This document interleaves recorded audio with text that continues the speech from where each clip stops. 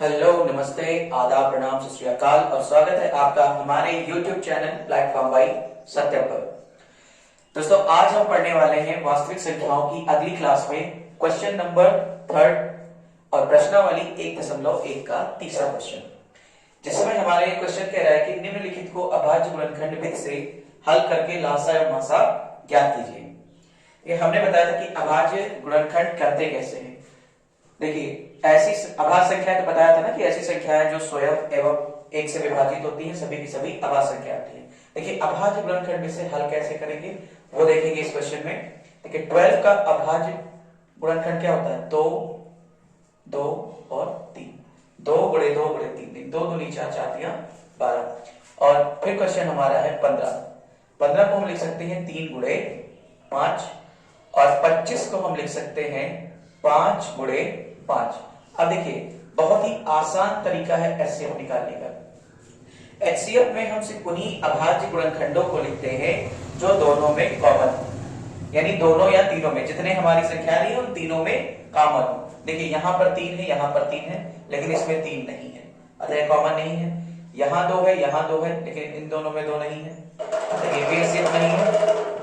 हम देख सकते हैं कि इन दोनों में, इन तीनों में एक चीज कॉमन है, वो है हमारी एक। क्या है? एक। अतः जो इनका एचसीएफ होगा 12, 15 और 25 का, वो हमारा एक होने वाला है। लेकिन जो एलसीएम होगा, तो एलसीएम के लिए हम इनको घातों में लिख सकते हैं। 2 की घात 2 गुणे 3 की घात 1, और इसको हम लिख सकते हैं 3 की घात 1 गुणे 5 की घात 1, और 5 को लिख सकते हैं 5 की घात 2।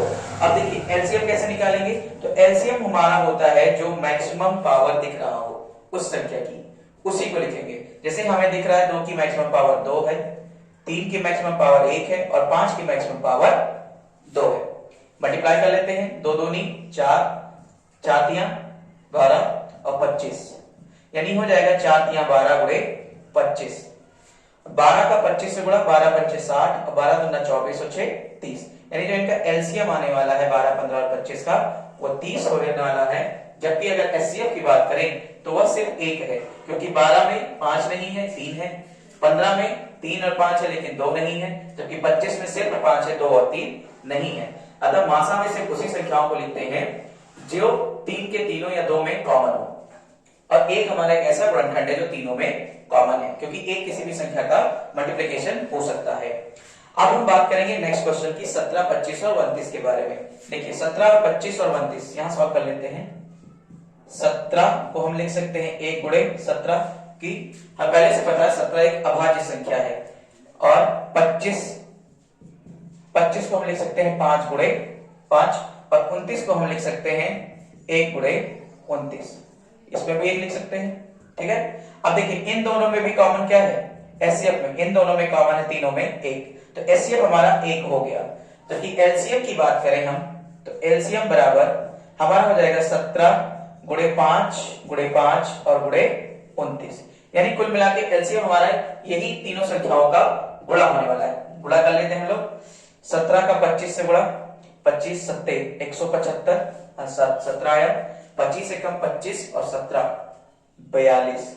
अब इसका मल्टीप्लाई हम 29 से करेंगे। किराने कर लेते हैं 425 का 29 से मल्टीप्लाई, 425 और 29, 9 5 45, 4 9 2 18, 4 22, हासिल आया 2 और 9 4 36, 2 38, 25 2 50, 4 दूनी 8, 5 2 8 5 13, 8 3 11 1 12, 12,300 इनका मल्टीप्लाई आने वाला है 12,325।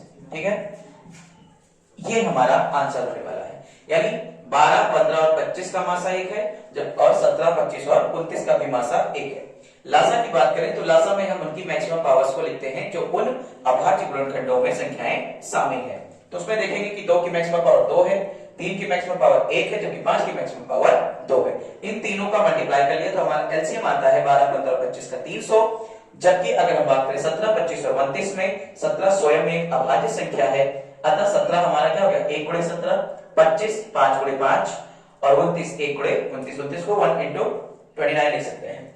अब देखिए, इन तीनों में जो हमारा कॉमन फैक्टर है वो हमारा 1 है। जबकि एलसीएम की बात करें तो एलसीएम में हम सभी संख्याओं को लिख सकते हैं जो कॉमन नहीं है, यानी 17 भी कॉमन नहीं था, लिख लिया, 25 था लिख लिया और 29 था लिख लिया, और इन तीनों का मल्टीप्लाई आ रहा है हमारा 12,325। यदि आपको क्वेश्चन समझ में आया हो तो चैनल को सब्सक्राइब करें, लाइक करें और ज्यादा से ज्यादा अपने दोस्तों और मित्रों के साथ शेयर करें। Thank you.